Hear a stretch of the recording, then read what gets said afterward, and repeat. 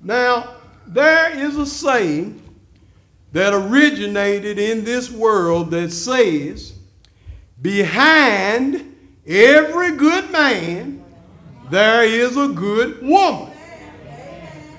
I do not know if those words are 100% true in every case or not. However, the words do agree with the text. Because if there is a good woman behind every good man to encourage and to motivate him, then the man has to be leading.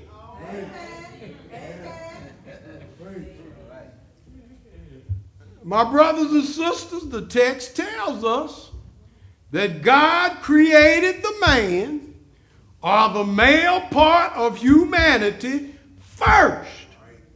And that before God created the woman, or the female part of humanity, from the man, God put the man into the Garden of Eden to keep it and to dress it. And the man was to lead in that. The text tells us that before God created the woman from the man, God commanded the man, saying, of every tree of the garden you may continually freely eat. But of the tree of the knowledge of good and evil you shall not eat of it. And the man was to lead in that. Now, I am not saying that the man is to force the woman or anybody to do anything. God does not do that. Amen. I am saying that the man is to step up first and lead in obedience to the word of God.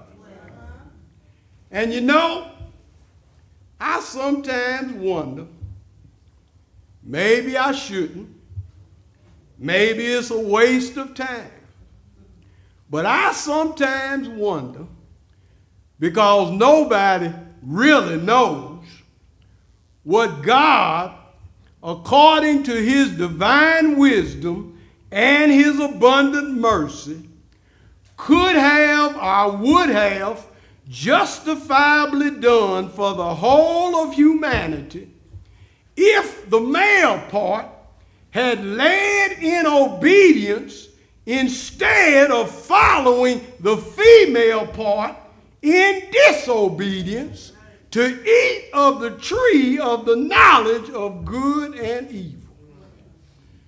Maybe the Lord will tell us when we get to heaven. But then again, maybe he won't, because it probably does not matter. Amen. What does matter is that God so loved the world that he gave his only begotten Son, that whosoever, male and female, believes in him should not perish, but have everlasting life. And everlasting life is a life of joyful and faithful obedience unto the Lord. Amen. It is a life of following after Jesus. It is a life that we are to live here on earth if we hope to continue to live it in heaven.